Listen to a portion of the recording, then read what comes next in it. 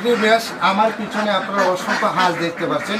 এই হাঁসগুলো সম্পর্কে আজকে আলোচনার চেষ্টা করব এবং আজকে এই যে হাঁসগুলো আমাদের ঘরের ভিতরে কেন সেটা জানানোর চেষ্টা করবো ইনশাআল্লাহ।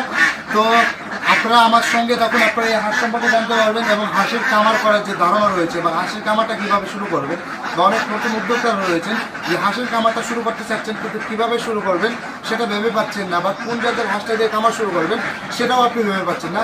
আজকে সম্পূর্ণ টিপস থাকবে নতুন উদ্যোক্তারা কীভাবে হাঁসের কামার শুরু করবেন এবং হাঁস পালন সম্পর্কে কী করে জানবেন এবং হাঁসের কামারটা সঠিক নিয়মে কীভাবে করবেন এবং সুন্দর একটা হাঁসের ঘর কীভাবে বাঁধবেন সেই সম্পর্কে থাকবে আজকের ভিডিওতে। প্রিভিয়াস আসসালামু আলাইকুম, দেশ ও দেশের বাইরে থেকে যারা দেখছেন সবাইকে ওয়েলকাম করছি আলগুদা হাঁসের কামার নিবেদিত আজকের কৃষি ডকুমেন্টের ভিডিওতে। আশা করি সবাই ভালো আছেন, সুস্থ আছেন। প্রিভিয়াস আমার পিছনে যে অসংখ্য হাঁস দেখতে পাচ্ছেন, এখানে প্রায় 600+ হাঁস রয়েছে, সবগুলোই কিন্তু ডিমের মুখামুখি হাঁস। এবং প্রথমে আমরা বলে দিই এই ঘরের ভিতরে আবদ্ধ করার হাঁসটা কারণটা কি। দেখেন আমাদের যদি পুকুরে একটা ভিডিও করতে যাই, আমাদের পুকুরগুলো অনেক বড় একটা পুকুর, সেই পুকুরে যদি আমরা ভিডিও করতে যাই সেখানে আপনার হাঁসগুলো ভালোভাবে দেখা যায় না। দেখা না যাওয়ার কারণে কিন্তু আমরা ভিডিওটা সুন্দর করে আপনারা দেখাতে পারি না।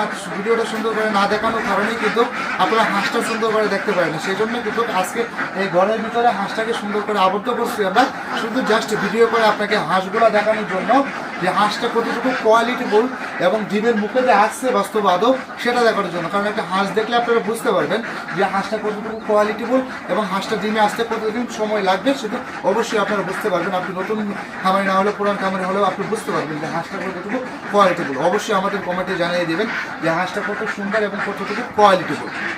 এবং দ্বিতীয় প্রশ্ন হলো যে কোন জাতটা দিয়ে আপনারা কামারটা শুরু করবেন। অবশ্যই আপনারা যদি কামার করতে চান কাকি ক্যাম্বাই জাতের যে হাঁসটা রয়েছে অরিজিনাল সেই হাঁসটা দিয়ে কামার শুরু করতে পারেন, অথবা জেন্ডিং জাতের যে হাঁসটা রয়েছে সেই হাঁসটা দিয়ে কামার শুরু করতে পারেন। অথবা যদি আপনি মাংসের জন্য হাঁস কামার করতে চান বা হাঁসের শ্বাস করতে চান তাহলে অবশ্যই জেন্ডিং জাতের পুরুষ যে হাঁসটা রয়েছে সেই হাঁসটা নিয়ে কামার শুরু করবেন। দেখা যাবে যে 3.5 মাস 4 মাসের ভিতরে তারা কিন্তু প্রায় 2 কেজির মতন ওজনে চলে আসবে। যদি পরিপূর্ণভাবে ভালোভাবে খাবার দেন তাহলে দেখা যাচ্ছে আরও কম সময়ে কিন্তু তারা একটা ভালো কোয়ালিটি চলে আসবে।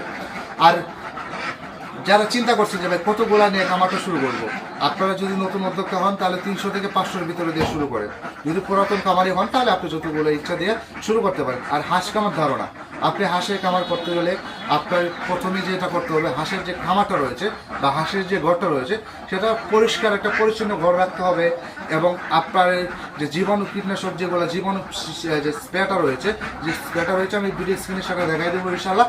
সেই স্প্রেটা আপনারা কিনে প্রতি সপ্তাহে আপনাদের ঘরে স্প্রে করবেন এবং ঘরে যে আলপনা যেগুলো রয়েছে সেগুলো কিন্তু আপনার ঝাড়ু দিয়ে পরিষ্কার করবেন। তাহলে যদি খামারটা পরিষ্কার থাকে সেক্ষেত্রে আপনার লাভ কী হবে, হাঁসের ডিম বাড়বে। প্রথমত পরিচ্ছন্ন জায়গায় থাকতে পারলে হাঁসের ডিমের বৃদ্ধি পাবে। দ্বিতীয় হলো রোগে আক্রমণ করার সম্ভাবনা থাকবে কম। সেক্ষেত্রে আপনার খামারটা পরিষ্কার রাখার চেষ্টা করবেন ইনশাআল্লাহ। পরিষ্কার রাখার চেষ্টা কী করবেন, অবশ্যই পরিষ্কার রাখতে হবে, এটাই বাধ্যতামূলক। যদি হাঁসের খামার করতে হয় আপনি নিজেকে যতটা যত্ন করেন না কেন তার থেকে বেশি আপনাকে হাঁসটাকে যত্ন করতে হবে। হাঁসকে যত আপনি যত্ন করবেন হাঁস আপনাকে তত দেবে। হাঁসের যত খাবার বেশি দিবেন ততই দেখবেন হাঁসও ডিম বেশি দেবে। আপনি চিন্তা করলেন যে ভাই হাঁস তো ডিমই দিই, খাবারটা তাদেরকে কমায় দিই, সেক্ষেত্রে আপনার খাবারটা কখনো কম দেবেন না। হাঁসকে পর্যাপ্ত পরিমাণ খাবার দেবেন এবং পর্যাপ্ত পরিমাণ পুষ্টিকর খাবার দেবেন। যদি পুষ্টিকর খাবার দিতে পারেন তাহলে ডিম বেশি পাবেন, আর যদি খাবার কমায় দেন তাহলে আপনি ডিমের পার্সেন্টও কমে যাবে। কারণ হাঁসকে যত দিবেন আপনি হাঁসও আপনাকে তত দিবে। তো এই ডিমের মুখোমুখি যে হাঁসটা রয়েছে যারা কিনতে যাচ্ছেন আমাদের ভিডিও স্ক্রিনে নাম্বার দেওয়া থাকবে, সেই নাম্বার থেকে যোগাযোগ করবেন। এবং আমরা ভিডিও এত লং বেশি বড় করি না, কেননা আমরা ভিডিওতে সারাদিন কথা বলতে পারবো, কিন্তু আপনি বিরক্ত ফিল করবেন ভিডিওটা শুনতে। সেক্ষেত্রে আপনি আমাদের নাম্বারে কন্ট্যাক্ট করবেন, আমরা নাম্বারকে আপনাকে পরামর্শ দেবো। দেখবেন তখন আমাদের সাথে কথা বলতে আপনার ভালো লাগবে, কিন্তু ভিডিওতে দেখে যতটুকু শান্তি পাবেন কথা বলে তার থেকে বেশি শান্তি পাবেন। তো আপনি যদি হাঁস কামার চিন্তা ভাবনা করে থাকেন তাহলে অবশ্যই আগে শুরুতে আপনি হাঁসের কামারটা কীভাবে করবেন সেটা আমাদের কাছ থেকে পরামর্শ নেবেন এবং সুন্দর পরামর্শ নিয়ে এবং সুন্দর গাইডলাইন নিয়ে আপনি কামারটা শুরু করেন ইনশাআল্লাহ আপনি লাভবান হতে পারবেন। এবং সম্পূর্ণ ভ্যাকসিন নিচের হাঁস নেবেন। যদি হাঁসের ভ্যাকসিন না করা থাকে তাহলে আপনি লসের মুখোমুখি হবেন, কেননা একটা হাঁস কামার করতে গেলে কোনো লস নেই। লসটা তখনই হয় যদি একটা হাঁস মারা যায়। কারণ একটা হাঁস যদি মারা না যায় আপনার জীবিত থাকে 1.5 কেজি প্লাস যদি সেই হাঁসটা হয়ে যায় তাহলে আপনি মাংসের জন্য অনায়াসে 500 থেকে 550 600 টাকা বিক্রি করতে পারবেন। সেক্ষেত্রে আপনার প্রয়োজন হবে, আপনি হাঁসের কামার করতে হলে হাঁসটাকে জীবিত রাখতে হবে, সেখান থেকে ডিম পান বা না পান আপনি কাটা হিসাবে হলেও ভালো টাকা বিক্রি করতে পারবেন। সেখানে আপনি হাঁস যদি জীবিত না থাকে তাহলে কোনো প্রকার লাভ করার চিন্তা ভাবনা করতে পারবেন না। কারণ হাঁস যদি জীবিত থাকে অবশ্যই হাঁস আপনাকে ডিম দিবে, আর হাঁস যদি মারা যায় তাহলে আপনি লস হবে।